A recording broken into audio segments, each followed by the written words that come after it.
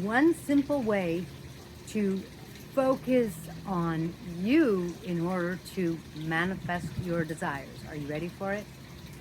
Hi, I'm Kaylin, and one of my passions is spirituality. The other is parrots. This is my Cave the Parrot Macy.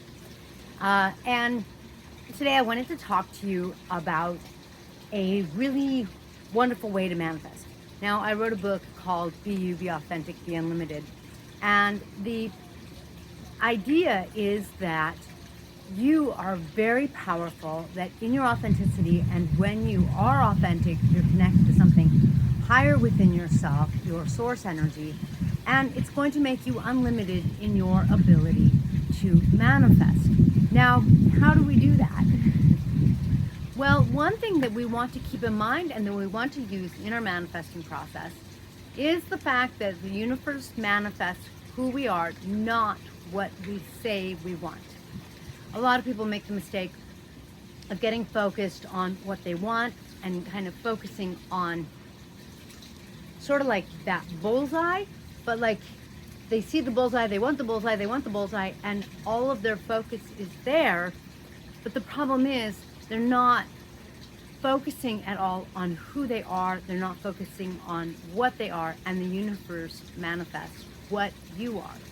Another way of saying that is, let's say you were an archer and you were aiming for that bullseye. You really have to also focus on your bow and arrow, how you're holding yourself. You know, you have to focus on like a lot of things right here. Yes, you need to look to see where you're focusing. You need to also look at that bullseye. But everything's really here, right?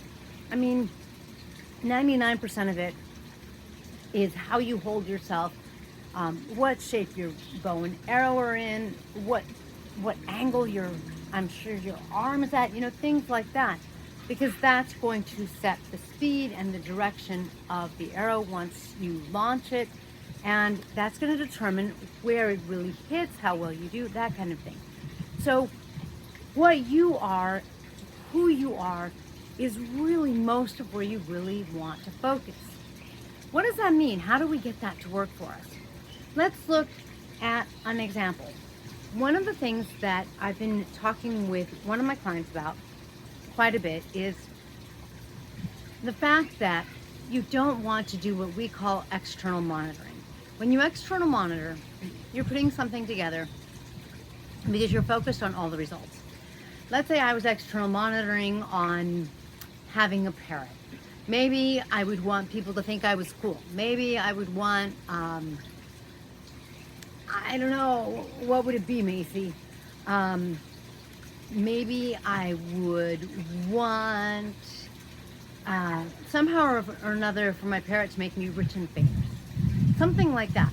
And so like everything I did with my parrot was really all about becoming rich and famous, instead of me focusing on being with my parrot, on spending time with my parrot, on having fun with her, on enjoying her, even though I have to make fresh vegetables for her every day.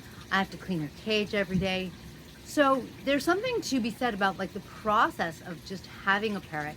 And it's wonderful if you want to become rich and famous. There's nothing wrong with that. And if that's, you know, what your real desire is, that's the direction you want to aim your arrow in. However, you really want to focus on the process. When I am a parroter, a parroteer, if you will, as opposed to someone who is rich and famous because of her parrot, what happens is the focus is more on me and the process. When I focus on what it's like to be with my parrot, what it's like to have my parrot, did you see that? She was grooming my hair. Groom my hair. What it's like to share my life with her and to have her as a companion pet, it's a very different experience. It makes the experience rich. When I'm all about me being with my parrot, the we-ness of me and my parrot, honestly, one thing I focus on with my parrot is trying to telepathically communicate, because that's how they communicate. So I try to communicate when I need to communicate by seeing images and feeling feelings. And then I try to kind of like listen to what images they might be sending me. She might be sending me what images and what feelings. So you could see I'm very into having a parrot. I'm very into the real experience of it. I love it. It's who I am. And when you're like that, then like me, you really have more than one parrot. You have a couple more, and a couple more than that, and maybe a couple more than that, because we believe in abundance, right? So you can kind of get the sense that your whole life changes. All of who you are blossoms because you're being who you are and you're doing what who you are does. But it's very different than being driven by everything outside of you and how am I going to get attention? How am I going to get money? How am I going to, I don't know, get, I don't know, what kind of praise do you get for having a parrot that's fantastic? So let's make sure that with your manifesting, let's say for this weekend, you're really focusing on who you are. Be you and be authentic. When you're really enjoying and really being with what it means to be you. And that doesn't mean you have to go deep and figure out who you are in this incredible metaphysical and psychological and philosophical way. All you have to do is really enjoy your now moment. And in that now moment, do the things that you love, like me. I love my parrot, so she's with me. But I'm also making a video on spirituality because it is also one of my passions. So tap into your passions, expand them, and you will find that it's not as much what you're doing, although that is important, but it's more of who you're being and how much you are loving what you're doing. Even if what you're doing is something that's not fun. One of the things I do for my parrots is I clean them up. I clean up after them. That means I clean parrot poop, amongst other things.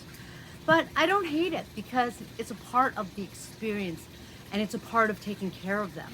So you reframe things, you align to them, or what I call enlighten, because that way I have an alignment that is enlightening me and it's bringing me to a higher experience and a higher plane. And when you're doing that kind of thing, the universe is going to have a really easy time matching what you are, and you're going to find it in your experience. Either getting bigger and bigger, or maybe be there, because generally speaking, what happens is we have some of it in our experience, even if it's just in the form of energy, because that's where it starts.